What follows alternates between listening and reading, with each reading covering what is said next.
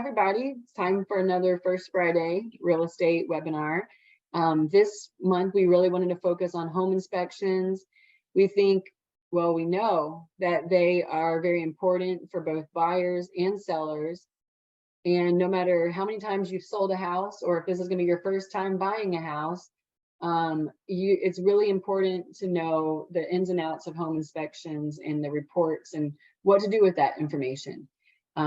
We wanted to bring CL Smith, one of our Dream Smith team members, who also is my dad, onto the call with us as well, because he really focuses a lot hones in a lot on our home inspection reports when we get them, and helps our buyers be able to negotiate a lot of times better. And then also for our sellers, when we're reviewing the reports, helps them just better understand what a buyer may ask for and what is important or not. So thanks for joining us, CL. Yes, CL and Ashley, as a lender, I usually by design don't actually get to see very many home inspection reports. I see the appraisal, but not the home inspection. So I'm really excited to learn about something that I really don't get to see that much in my day-to-day. So thanks for sharing your expertise. All right. As always, y'all, we want to make sure that we open the floor for questions. If you are joining us, you should see a Q&A bubble at the bottom of your screen. Click on that, type in some questions, and I'll make sure to collect those and ask our experts, CL and Ashley, at the end. Speaking of Ashley, she's a realtor, dream maker, and just an overall incredible person who's somehow an even better realtor. So Ashley, I've loved doing these webinars with you, and I know that you've learned it from yes, all these fancy credentials, but you've also learned how to be a great realtor from a living legend himself, CL Smith. I think if I get my laser pointer out, this is CL and you right here on the golf course. Am I right? That's right. Yeah, with Ashley, we're playing golf. That's fantastic. Well, if you've ever watched one of these before, you know a lot about me, you know a lot about Ashley. But I'd love to go ahead and CL, would you mind? Actually, I think Ashley, we've got a CL. Here we go. CL, Go ahead and introduce yourself. And again, thank you for being our special guest today. Well, thanks for inviting me on to your webinar, and I'm glad to be here. And I'll chime in with some thoughts as we go through this time today. Anyway, I've been a realtor for 25 years, and Ashley has watched me the entire time, and we've learned a lot from one another. So let's see what happens today, how we can help our buyers and our sellers as we talk about home inspections. Love it. All right. Speaking of CL was talking about, CL, this is an amazingly large family. I mean, talk to me, Ashley, you can chime in too. I know that your family as well. What do we have here? Talk us through this great family kit. So Ashley, you can share if you like, but it was not long ago that Sue and I were wondering if our family would be larger than the 5 of us, Ashley and Matt and Kevin and me and Sue. But here's the where we are today with 3 grandchildren and 2 daughter-in-laws. That's awesome. And then Ashley, in terms of your 2 sister-in-laws, I'm assuming you could probably, because I know how competitive you are, pretty much any board game, physical competition, you'll probably win, right? Against your sister-in-laws, is that right? Probably if we play board games, that's probably true, but they're pretty competitive also. So it's a fun group of people to play with and spend time with when we get together. You're being modest. There's only one alpha, and we all know it's you. And that's a good thing. All right, let's jump into home inspections best practices. Ashley, CL, give us an overview of what today's webinar is going to be about. Yeah, so just in general, we'll talk about what home inspections are and why they're important to you, how to choose a home inspector, how to read and review a home inspection report, and then best practices during and before and after the home inspection. So what are home inspections and why are they important? So we know that home inspections are very important because generally you want to know if there's any potential issues happening in your home as a seller and then as the buyer who's coming into there. But also one reason we get home inspections is that it helps buyers know if they need to ask the seller for some type of discount in a price, Or if they're not going to do that, at least to make some repairs before the buyer moves in. So there's a lot of other reasons to get a home inspection. And I think CL probably would like to add on to that as well, based on his passion for home inspections. Thank you. So, the home inspection is also important. Parker, when people come to you and they're looking to get a loan, many times they're stretching it. They want to buy as much house as they can, and they have other obligations too. So they don't want to get into a home and find out that there's a lot of unknowns once they bought the house. For example, what kind of issues could the house have? Are there some plumbing issues? Is there a roof issue? Is there an issue with a septic or the sewer? There's so many things that could come up and should during the home inspection to help them to plan for what those costs would be after they close. Or, like Ashley mentioned, hopefully we could negotiate with the seller's agent to have these repairs done in advance. And something I will say, and I alluded to this at the forefront. So the main difference between a home inspection and an appraisal is all about establishing the value of the property. And yes, there are some things if the appraiser sees, for example, if an appraiser is looking at the house and the AC is not on, they'll make note of that. It might have a mandatory repair as part of the report. For the most part, the appraisal is really about like comps, how valuable is this house? And so what that means is that if you were just relying on an appraisal, you could be missing some really critical information, not just for your own peace of mind once you buy the home, but you might be missing out on some critical information that it's going to be necessary for you to make a decision whether or not to actually proceed during the transaction. Ashley and CL, before we actually get to the next slide, there's something that if you ever bought a house or sold a house, it's called an inspection period. What is this inspection period? Why is it why is an inspection period part of a sales contract or purchase agreement? And does this inspection period have anything to do with the actual home inspection? I know it's also called your due diligence period, for example, in Texas. But yeah, talk to me a little bit about that before we go to the next slide. So let me chime in here again. In Georgia, today is called due diligence. So during the due diligence period, it's when the home inspection and other reports and things are you just do your due diligence to find out what you can about the home, about the neighborhood, about the schools, and all of those things in advance. And then during due diligence, you could walk away if you find things that you're unhappy with or something you can't work out with the seller.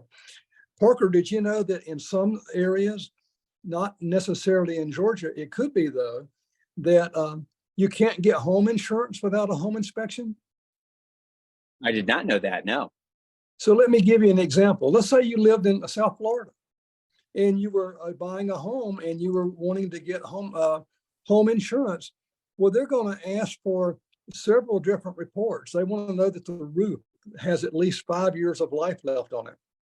They want to be sure it's in great shape. They also want to be sure to get a report called wind mitigation. Is the house able to handle hurricane winds? And if it's not, they're not going to the house will not be insured. And that's really important because I can't give you money as a lender unless you have homeowners insurance. So I can already see getting that home inspection, especially in some areas, is not only going to be important, but mandatory. That's really interesting. So going to our next slide, what's the difference between a home inspection and home appraisal? I already alluded to this, but no, that's exactly kind of what CL is saying is an inspection is going to really dive deeply into the overall soundness of a home, but also you can bring out a plumber, an electrician. You can bring out a foundation company, inspect the foundation. You can really make that inspection period be as thorough as you need it or want it to be. But in terms of what's actually included in a home inspection and how it could affect your loan, I already talked about that, if you can't get homeowners insurance without an inspection, well, you can't get a loan without homeowners insurance. So that's pretty easy. But in terms of what's included in a home inspection, CL and Ashley, walk me through, because I know there are a ton of different home inspectors out there. What are the makings or the markings of a really sound, thorough home inspection? And what should a buyer be looking for when they're trying to decide who they should go with to do their home inspection. Yeah, I think in the next section, we'll talk specifically more about like what to look for when you're choosing your home inspector. But those inspections are kind of very general in scope.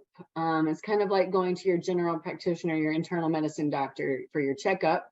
They're seeing you as an overall person, but then if they notice that there's maybe something wrong with your heart, they're going to say, you know what, I think you should go to the cardiologist as well.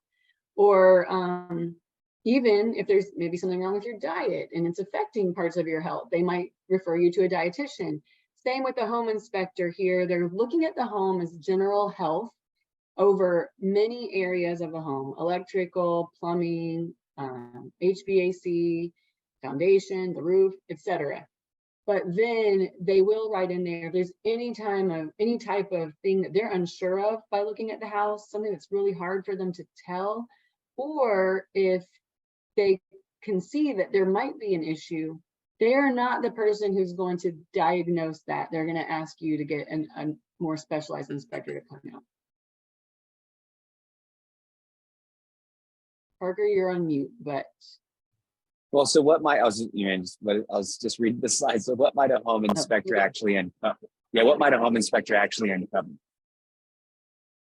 There's all kinds of things that the home inspector might uncover. I'm actually going to let CL mention a couple things that we've seen that are things just interesting to pay attention to.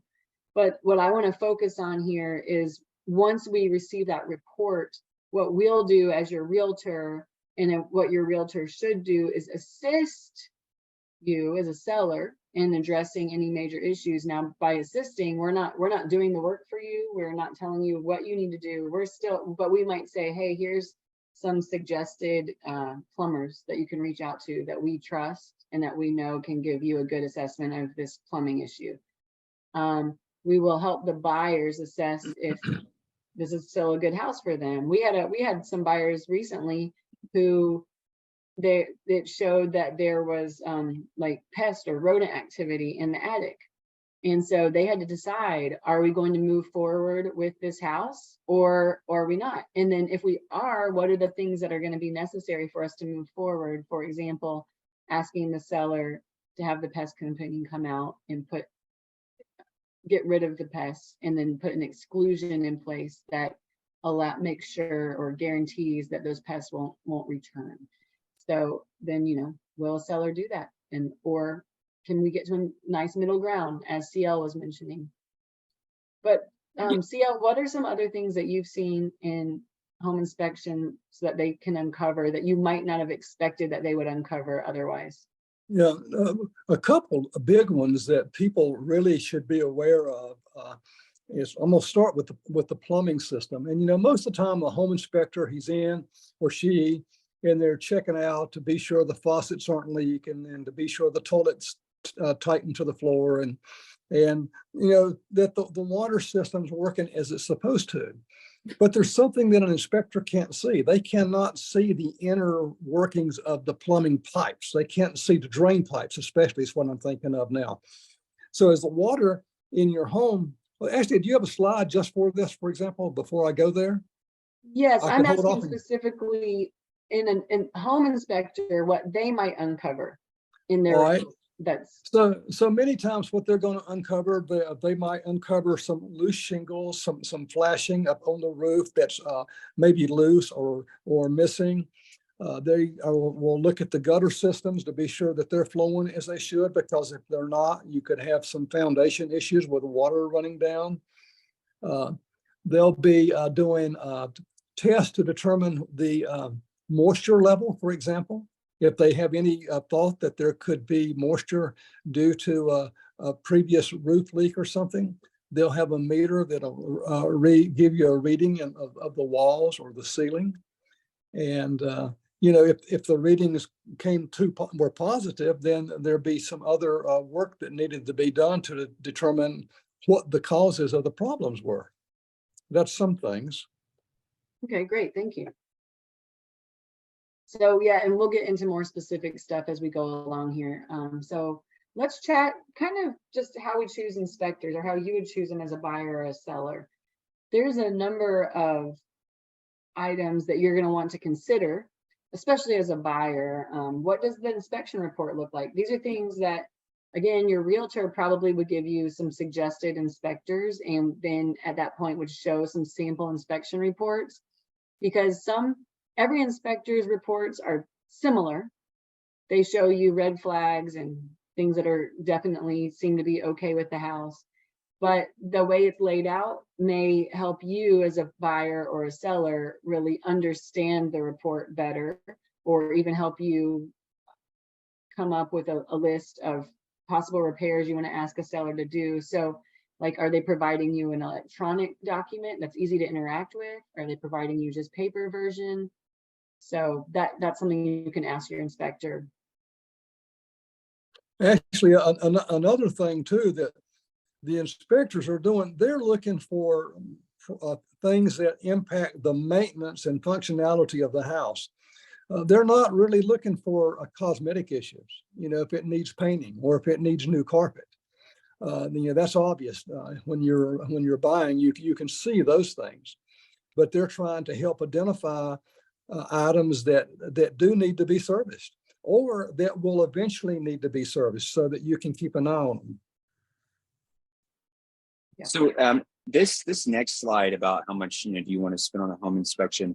This is a question that we got, and it's are there general inspectors who have specialties, or are there only general inspectors and then electricians, plumbers? I don't know if that question makes sense. So I guess a better way of saying that question is, when you're trying to hire a home inspector, are there home inspectors who are still a general home inspector and will give you a general home inspection report, right?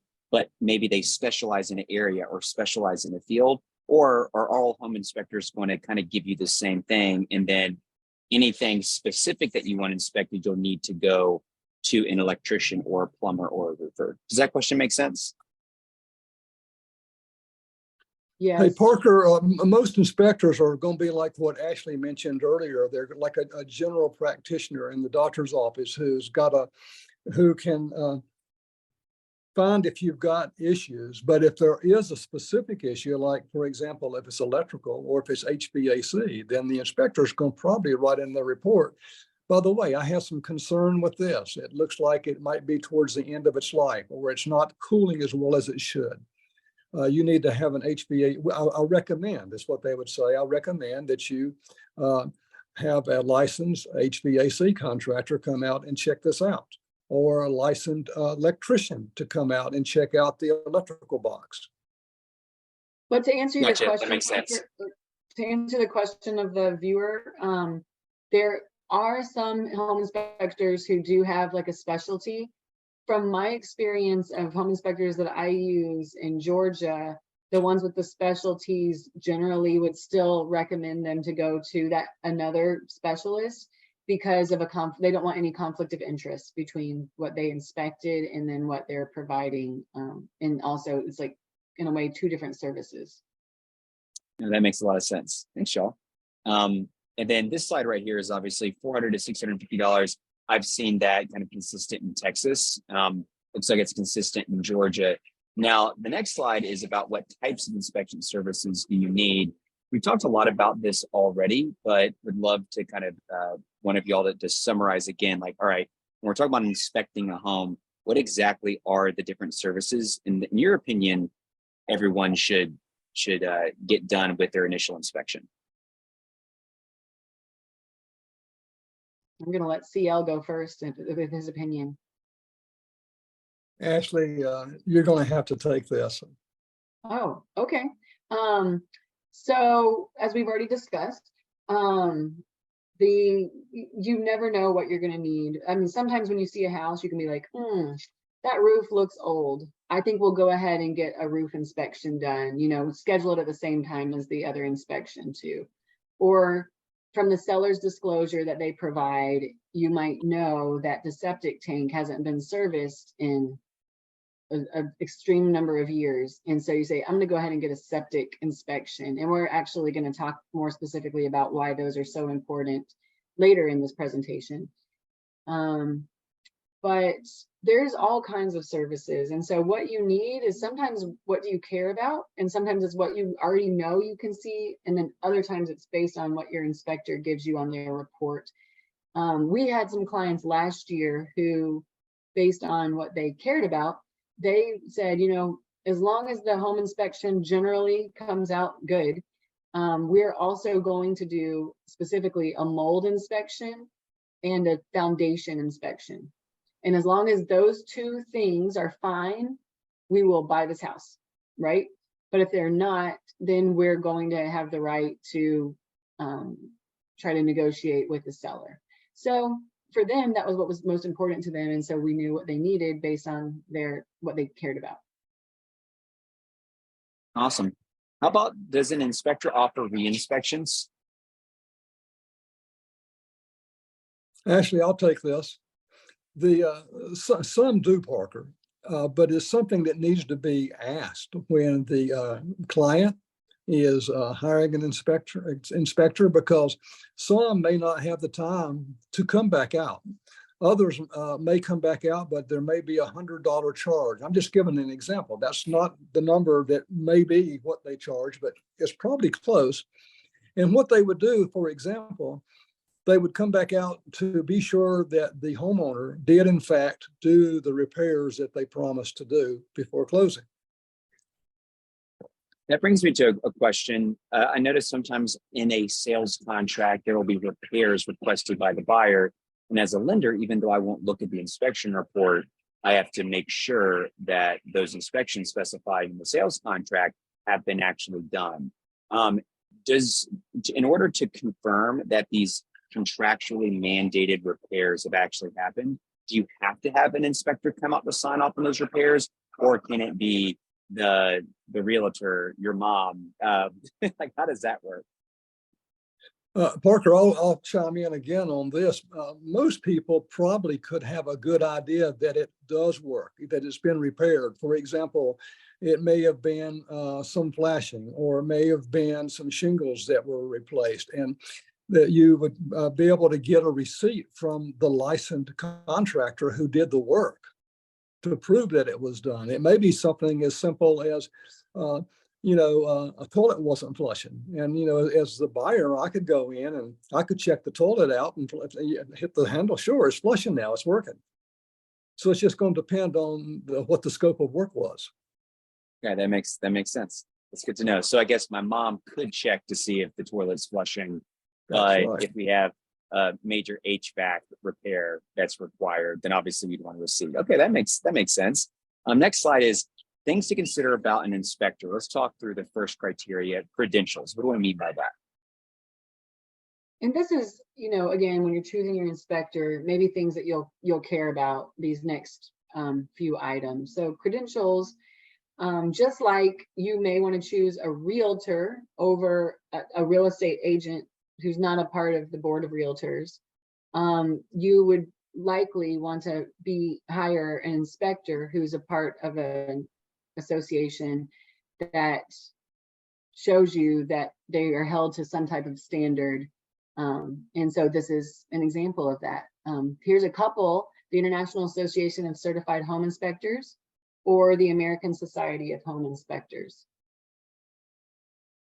And then also, what's their level of experience? Of course, everybody's got to start somewhere. And if you think you're going to trust this person and they can tell you about, why they're going to do a great job, and they haven't been doing this for years and years, that is 100% fine. But if you want someone who has more experience, then a great way to know that is to request references or look online for reviews.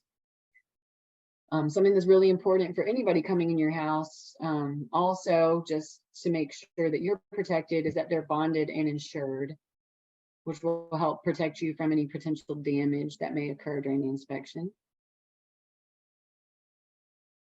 And then, are they getting continuing education? For us, that's really important too. We're always trying to learn and grow and see how we can serve our clients the best way possible through real estate. And the same could be for inspectors. There's so many things to learn about homes and their systems and how to do an inspection well, or what to really be looking for. So are they doing that continuing education? And we just mentioned the references a moment ago. And then a really important part, I think, is, are they willing and able to answer questions after the inspection? So the inspectors that I usually refer to my clients, and of course they don't have to choose them, but the ones that I do send out to my clients to interview themselves are ones who will answer questions after the inspection. Because sometimes there's just things that you're like, I don't understand what this meant in your report, or I don't understand how important this is to my home buying decision. And so being able to answer those questions is great. And then most important, or not most importantly, but also if you don't know who to choose, you can always ask your realtor. Your realtor should have 2 to 3, if not more, inspectors to choose from based on their own experience, knowing how they work with the clients and how knowledgeable they are as inspectors. Can I chime in here really quickly? So I actually had a first-time home buyer in Tennessee, and they were young, doing everything right, buying their first home, but they had found a home inspector on TikTok and really liked his videos, and so they were adamant that they wanted to use him. So the realtor who they were using, who I'm friends with, that realtor said, "Hey, I really feel like you should use my person. I've used him for almost a decade now, does great work, all of that." Well, they were so infatuated with this TikTok video, this inspector, they went with the TikToker. I'm not joking, but about 2 months ago, I got a text update from that realtor saying, "Guess whose living room ceiling fell in?" And I was like, no. So what had happened is if you think about an HVAC handler that's in the attic, you have to have a port to run off condensation. I don't know what I'm talking about, but something like that. Well, essentially, if that condensation doesn't have a place to go, it'll just collect and pool and pool and pool.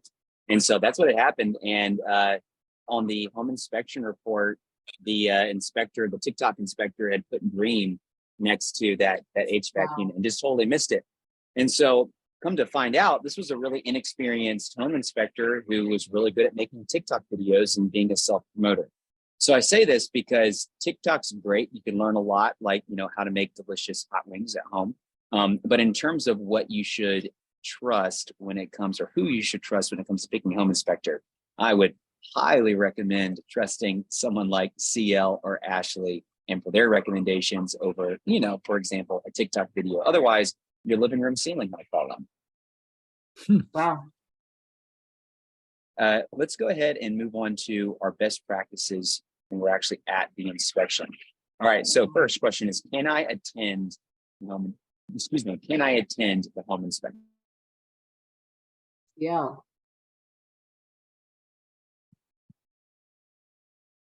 CL, do you want to answer this? Or I'll be glad to. So, Parker, you're the buyer's paying for the home inspection. Sure, they can attend the home inspection, but we suggest that when they come, generally the inspection is going to last 2.5 to 3 hours. They come sometime maybe in the last 30 minutes, and just kind of hang around and wait for the inspector to finish, and then talk to the inspector while he's still there, even though or she. They're going to follow up with nice comments and pictures of where issues may be. It's nice to see it firsthand. Here's why we don't want to be there during the inspection. The home inspector may have 3 hours dedicated to do this, and then they may be moving to do another inspection afterwards. And so if the buyers are there and they keep asking this home inspector questions throughout the entire time, the inspector may be missing some things that they wouldn't otherwise. They need to be focused on doing the home inspection. And then when they're done, that's the time for the buyers to talk to them. Ashley, you want to chime in with anything else? Just some of my favorite inspectors, well, depending on the type of home, they're very, very thorough with their reporting. So sometimes it could be like a 50 to 100 page inspection report, which might seem a little daunting, but the way I look at it is, it's a great way to know okay, these are things that I'm going to need to maintain over the years, right? And you just have your list. It's already there for you. But those same inspectors, I bet you, if you were talking to them during the 3 hours they were in the house, that inspection report was whittled down to about 12 pages. And they'd go through all the key areas that they have to, but they're not going to be sending you pictures of like little things that don't matter right now. But again, it's kind of like your checklist for over the years. And personally, I want the information so that I know what I'm getting into, and also I know how to take care of my home even better over the years. So. Now that being said, what if I do have additional questions? If I shouldn't be at the inspection, when do I ask these additional questions?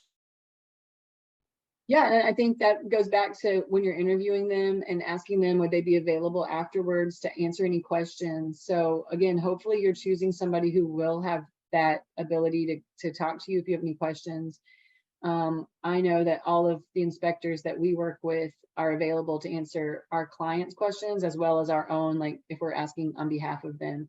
So they're very client and customer oriented, which is really what we would like all of our partners to be like, because it lends more towards what we're trying to do at Dreamsmith. And also back to your physician or doctor metaphor, right? Having a doctor who's really good, that's important, but also bedside manner is important too. So you definitely want to have both. Let's talk to me. We already touched base on this, recommendations for repair services.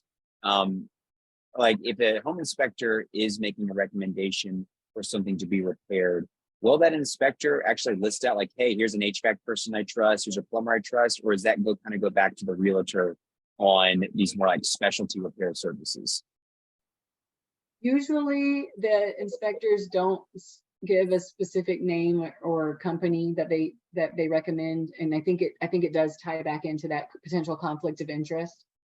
So it is important for a realtor to have like a good list of trusted vendors and different types of specialty inspectors. Awesome. But the general inspector may have an idea of like potential costs, estimated costs on things. May not, but they can provide their thoughts at least to help you know how to prioritize. All right, now we've got the inspections done. We've got the inspection report. Let's talk about reviewing that actual inspection report. Oh, sorry, we've got a little formatting issue. I'll read this. How long will it take to receive the report? And then are there any red flags? Yeah, CL? Well, the most inspectors will finish the report that evening after they get back into their home offices. And many times they'll have it out to us that same night. And if not, most always within 24 hours. And actually everyone that we're using does respond within 24 hours. That's one of the things that we look for, to be sure that we're able to turn around our requests that we may need to get back to the sellers and as fast as we can. The red flags, and that is just one of the things we were talking about, actually, that we kind of uncovered in some recent home inspections with certain areas. The flags. But the ones that I really like to see the reports the best are ones that clearly highlight, like, this is a concern or something that you need to determine if it is a bigger problem.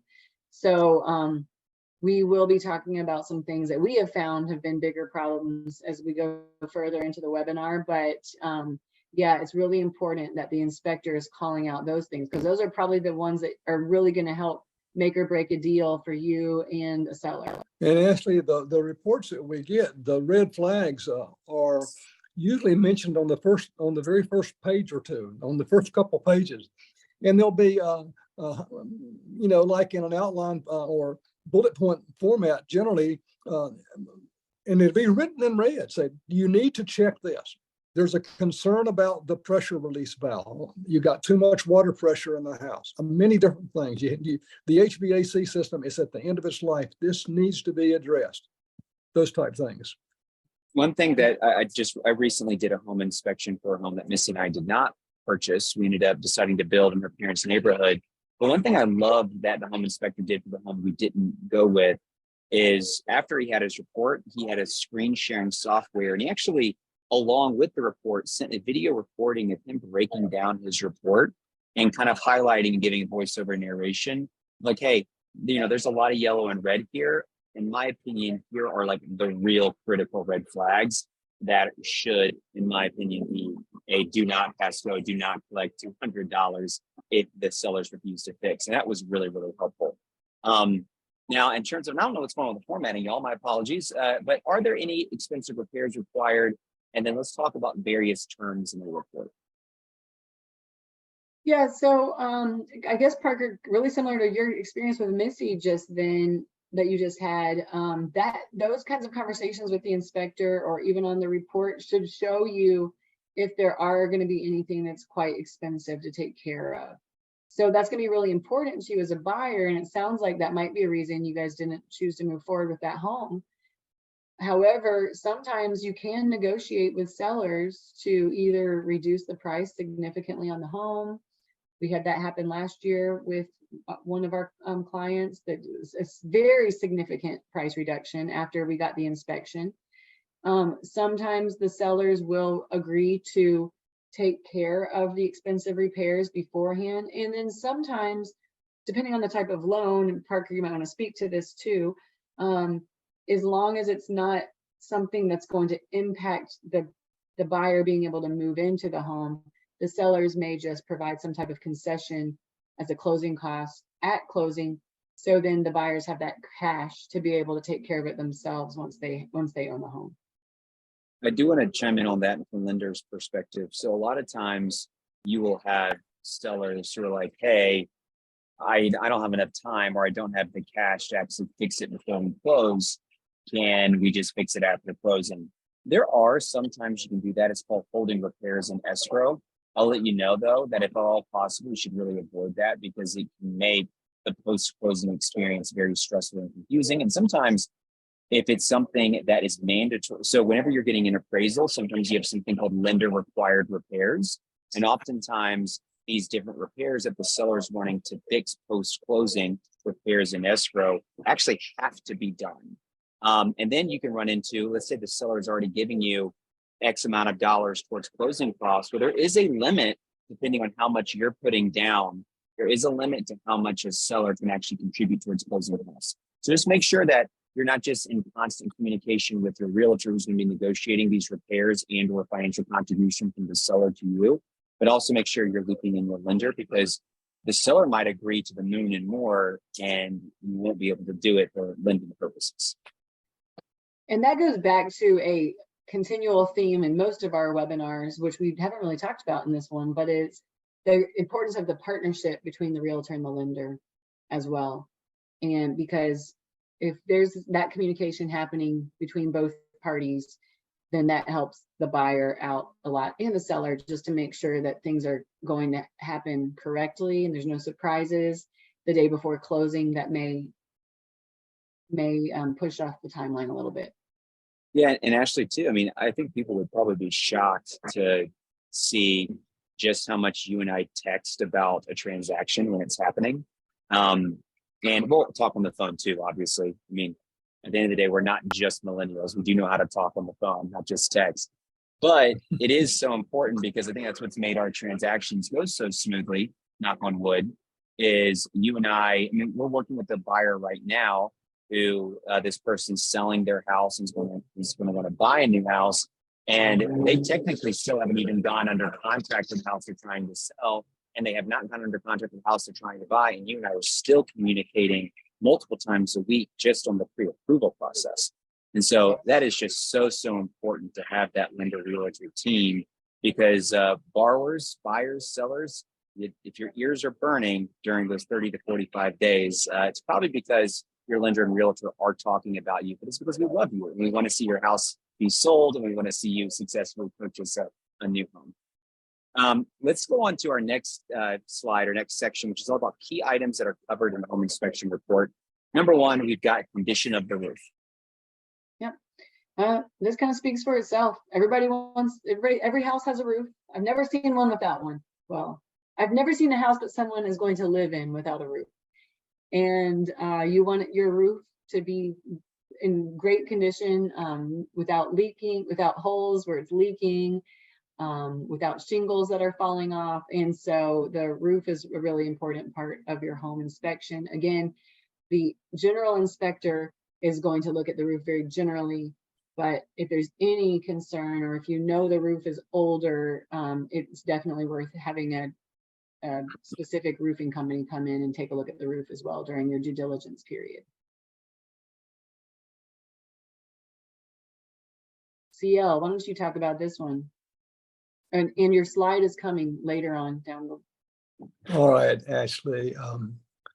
I've got very small print. Oh, okay, sorry. Talk about why the HVAC, electrical, and plumbing is covered in inspection reports. Well, naturally, the HVAC is what's going to keep your house either cool or keep your house warm, depending on the climate.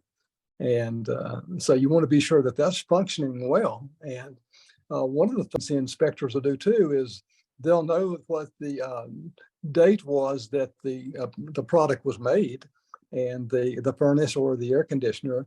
And based off of that date, they can somewhat guesstimate what the life expectancy is that's left. So that's very important to know, so you can kind of plan for an expense that may come up 3, 4, 5 years or more down the road.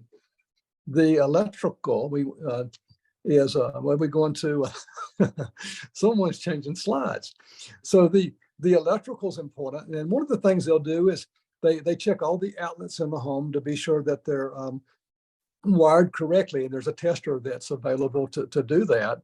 And they take the electrical panel box off also to be sure that the circuit breakers are properly done. Sometimes people will do what's called a double tap. We won't get into that. That's a little more technical, but to be sure that there's nothing going on in the electrical box that could create a safety concern. And the plumbing, we're going to get into that a little deeper later, but as Ashley and I were discussing earlier, one of the recent home inspections we did, the water pressure going into the house should be less than somewhere around 60 or 80 pounds, or maybe even 40 pounds of water pressure. And one of the last inspections, the water pressure inside the house was 120 pounds.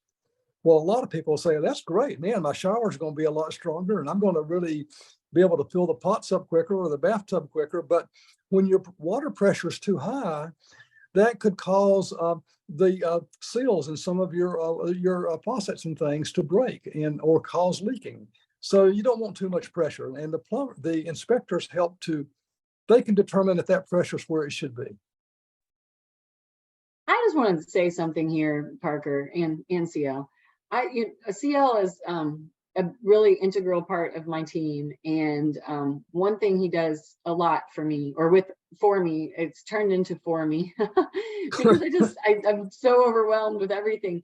Is he helps being as a buyer's agent. So he works with a lot of our buyers to help them find the homes they're looking for. But I just want to say, I don't know about you, Parker, but when I'm hearing him talk about this, I'm like, man, if I were a buyer in the metro Atlanta area, I'd want CL on my side anyway, especially when it came to the inspection, because he really knows like what they're looking for and what's important for this house. That I'm like, okay, pressure.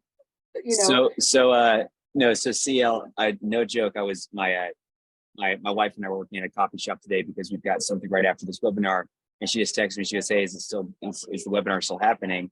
And I said, "Yes. Also, can you please forward me the free drywall inspection we just did? I want to forward it over to CL and have them look at it." So it's hilarious you're bringing that up. Because my wife and I were building a house in her parents' neighborhood, but before they put up drywall, you can do a free drywall inspection to look at the electrical, look at the plumbing, all of that. And so we got this big 12-page report, and I'm like, looks good to me. So CL, I'll be emailing you that inspection here after this webinar. All right, Parker, I'll look at it. The other thing I was just thinking about, and you can keep it on this slide, Parker, is all the intricacies that CL is sharing about here. These slides and this handout that we gave are pretty general and generic for an overview. But these intricacies that he's talking about are things that a lot of homeowners don't even realize are parts of your house and how things work together. So that's another reason why it's so important to get a home inspection report, because then you do understand pieces of your home. You might not understand them, but you'll understand that they are pieces of your home and that they all do work together to make your house be a comfortable place to live. There are things that can lead to foundation or structural issues. A lot of times in homes, especially older homes in the metro Atlanta area, the way that they were built and because of the land or the soil that they were built on, there are some natural settling kinds of issues. But there is also issues that may look like natural settling, but are due to other reasons. Maybe somebody built on top of a drain field of a septic line, or maybe water over the years has gotten in under the foundation and is causing the house to not be as secure and structurally secure. Maybe termites or other types of animal wood destroying insects have come into the home. And so this is really important to look into. And if you, I would say, and I think CL would agree, if you see anything that looks like it's not normal settling, or the inspector especially thinks it might not be normal, this is definitely a time to get out the experts around foundation and structural inspections as well. We kind of just talked about the drainage and how that can impact your foundation, but it can also impact your property, your land, and you just want to make sure, and you don't want water to be pooling on your property somewhere. So those are other things that an inspector will note on their reports. This also reminds me of one of my favorite movies of all time, There Will Be Blood, where Daniel Plainview says, seepage, my dear boy. If I have a straw and you have a straw, my straw reaches way over there. I drink your milkshake. I drink it up. So you don't want, if you've ever seen that movie, you don't want that scene happening to you. We got to make sure you've got no seepage or drainage on your property. That's my, Dad, if you're watching, I can use my film studies degree. I told you it happened. All right, let's move on to our next one, insulation. Yeah. Again, they're just gonna be looking in your home to make sure that your attic is well insulated. They usually show you, the depth of the insulation or the type of insulation that's in the home, and then say if that seems correct for where we are. And sometimes they'll see some issues, but it's just good for them to look at. And actually, the insulation really goes far beyond the attic. Like, do you have good weather stripping around your doors? Are your windows secured? Are they closing properly?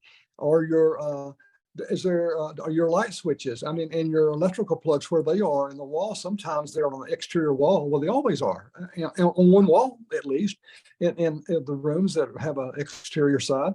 And if there's no insulation behind those areas too, then you could get a lot of draft through there, and it would just create a lot more work for your systems to keep your home cool or to keep it warm, and it would cost you a lot more money to do it. It's really true. I was actually just in a new construction home the other day looking at it with a client, and like a whole wall in the basement that's a part of a daylight basement, so it's facing the elements. It's not underground. Did not have insulation in between the studs, and so that was something we were going to make sure that the builder added into that home.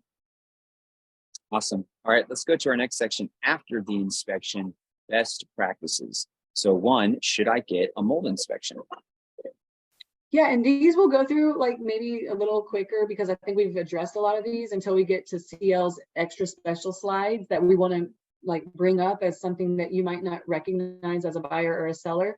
So mold inspections are, again, is it something that you care about?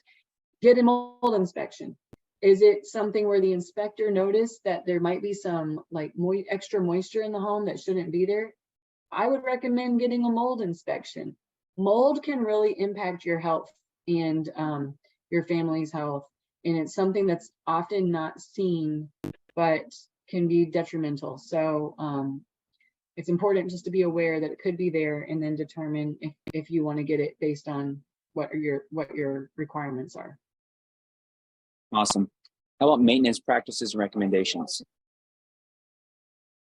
Yeah, so that inspection report, again, especially if it's very thorough, will give you a lot of ideas for ways to continue to maintain your home beyond once you buy it.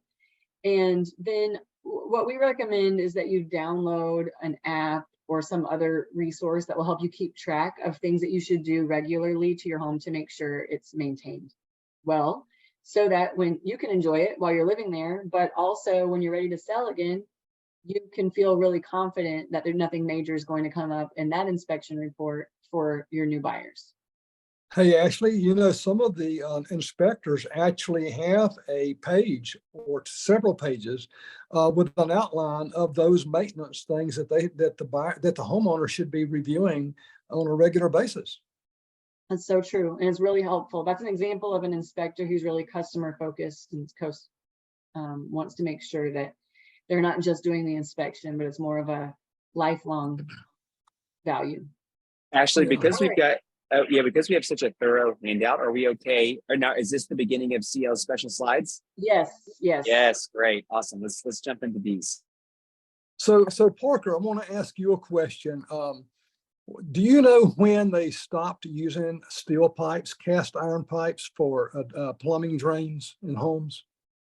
Was it in the early to mid 80s? That's right. Before then? Okay. Actually, it was around the 1980, but cast iron pipes were in. I don't know that you can find a home that does not have cast iron pipes that was built in the 20s, the 30s, the 40s, all the way up until to the 70s and maybe to 1980 for some homes. And if you can imagine the cast iron pipes, the inner side of the pipe, it's not got a smooth wall.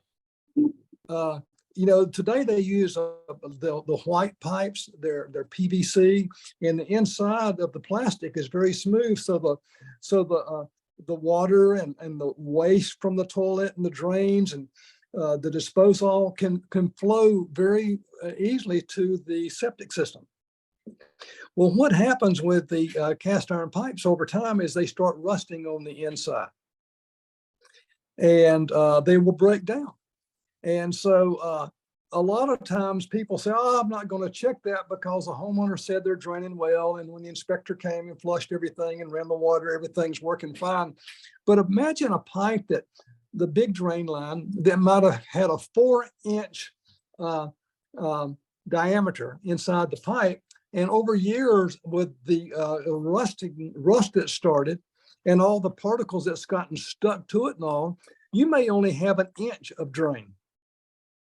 And at some point it's going to corrode and you won't have any at all.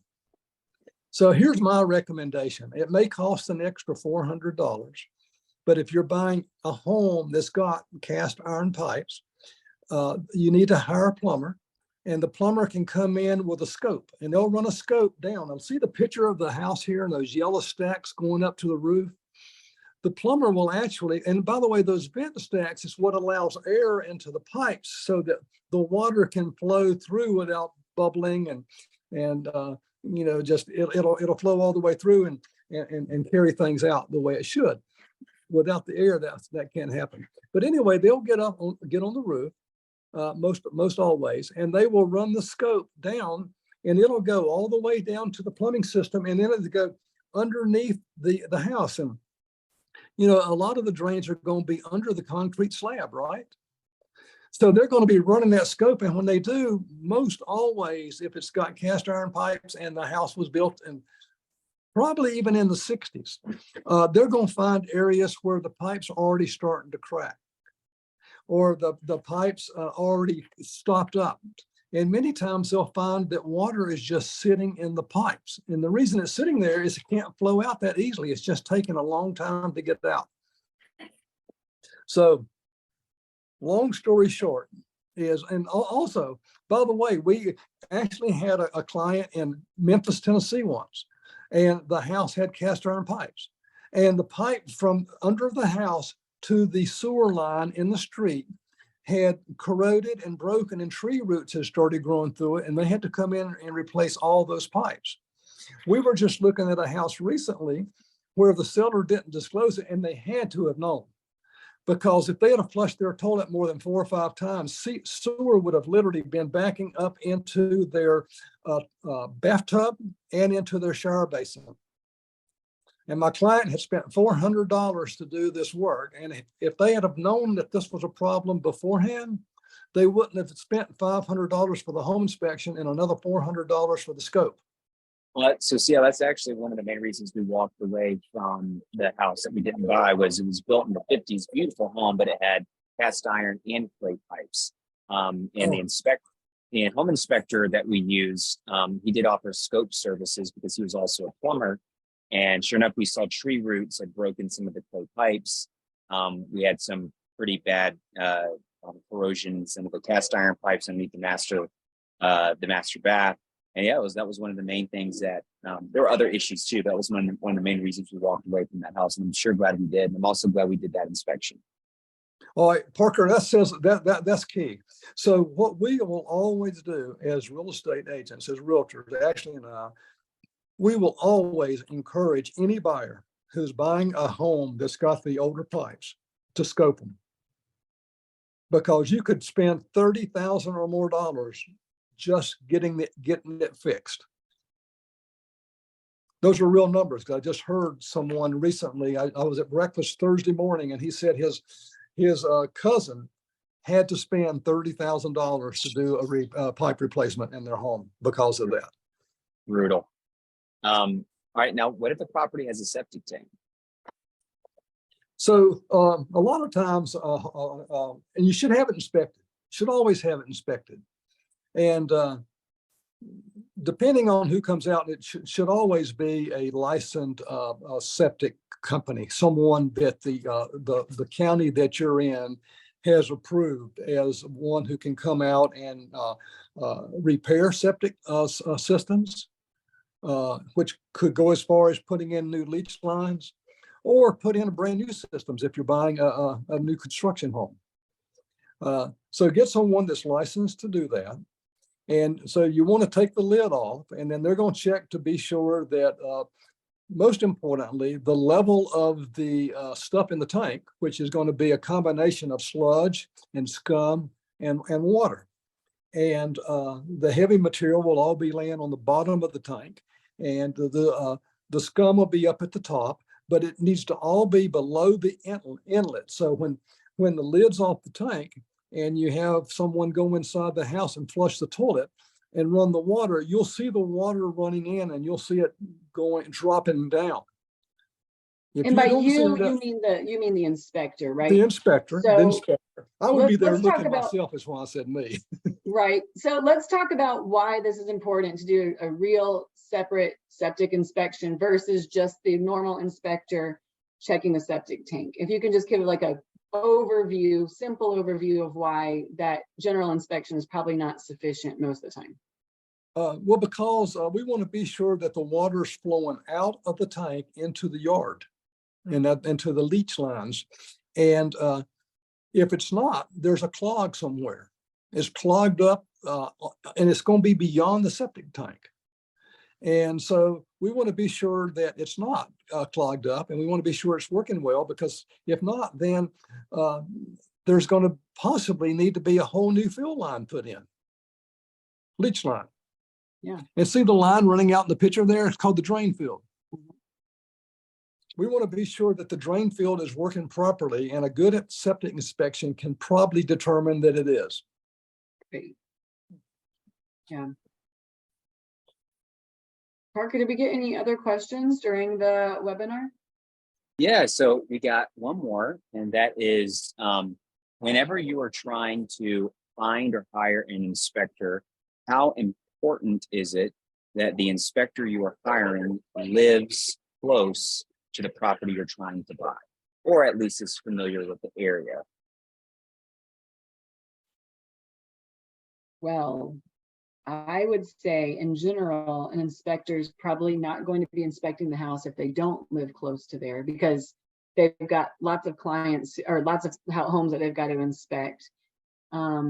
Regarding the area, being familiar with the area, it could be important for certain systems, depending on depending on like when certain houses were built again, and then like the neighborhoods that they're in or something like that, the inspector might know certain things to look for. But in general, the inspection report will be able to identify what's needed for the client in general. Awesome. All right. Well, I know we are actually over time, so probably need to sign off here soon. But CL, thank you so much for being our special guest. Ashley, as always, this is so fun. For everyone who is watching, thank you so much for your attendance. This handout, as well as this video, will be posted the next day or so.